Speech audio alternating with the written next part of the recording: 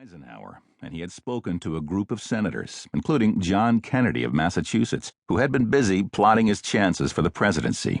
He had visited New York City, where over 3,000 policemen protected him from the mostly curious but occasionally angry onlookers. Then he had traveled the country, and it had been great fun reaching out to clasp hands with a grinning Sinatra on the movie set for Can-Can. He had even ogled Marilyn Monroe at a star-studded Hollywood luncheon, although another actor, Ronald Reagan, had refused to meet with him, saying, "I believe that to sit socially and break bread with someone denotes friendship, and certainly I feel no friendship for Mr. Khrushchev." Khrushchev laughed while listening to Shirley MacLaine speaking Russian, and then he merrily rebuffed her teasing entreaties to dance. Days into his 2-week trip, he seemed almost amused with America, with people scrambling to catch a glimpse of him. And perhaps he also sensed what some reporters were suggesting as they filed their stories about the first ever visit to America by a Soviet head of state. That despite his wide smile, his 5-foot-tall fire hydrant physique, he carried a careening air of impending danger, maybe violence. Right now, Khrushchev is glowering. His aides are huddling, quietly conferring, and then relaying the same bad news to him over and over again.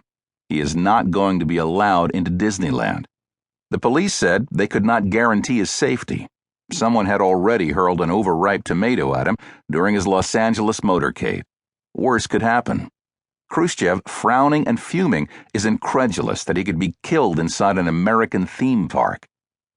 "I have been told I couldn't go to Disneyland," he sneers. "Why not? What is it? Maybe you have rocket launching pads there." In Dallas, businessmen in their long, fine Neiman Marcus woolen overcoats stop at the Commerce Street newsstand to pick up copies of the morning paper. In the weeks following the Soviet leader's visit, they have grown accustomed to scanning the headlines for more unnerving news about the snarling Russian bear and about the 1,000 other howling uncertainties that once seemed so far removed from the city gates. With papers folded and tucked under their arms, shivering men troop along the dark, chilly downtown streets toward the humming oil companies, the quietly efficient insurance firms, and the wood-paneled bank towers. Overhead, there is at least one reassuring glow, a fiery red Pegasus, the giant rotating neon sculpture that serves as the city's sentinel atop the majestic Magnolia Oil Building. But for the last several weeks, the calm, the soothing confidence often found inside some parts of Dallas has become as elusive as smoke.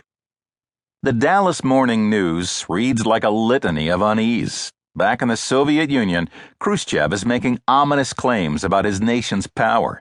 "I am emphasizing once more that we already possess so many nuclear weapons. Should any madman launch an attack on our state or on other socialist states, we would literally be able to wipe the country or countries that attack us off the face of the earth." And in the United States, Richard Nixon and John Kennedy are beginning their sharp-edged joust for the presidency. For some, the future of the world might just be at stake. Nixon has already stood up to Khrushchev in Moscow at their kitchen debate. He is even hinting he will be more muscular than President Eisenhower when it comes to confronting communists. But Kennedy seems more deliberative, even cautious, when dealing with the Soviet menace. He says that only peace will breed freedom abroad.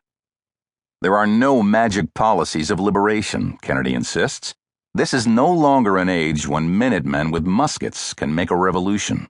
The facts of the matter are that no matter how bitter some feelings may be, or how confident some are of a victorious war for liberation, freedom behind the Iron Curtain and world peace are inextricably linked.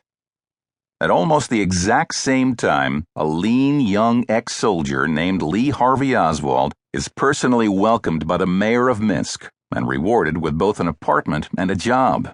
Oswald has left everything that he once knew in Texas, so he can begin a new life in the Soviet Union.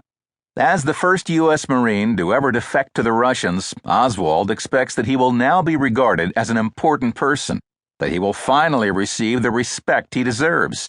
Maybe, too, things will become more logical and clear in the Soviet Union than in his corner of Texas.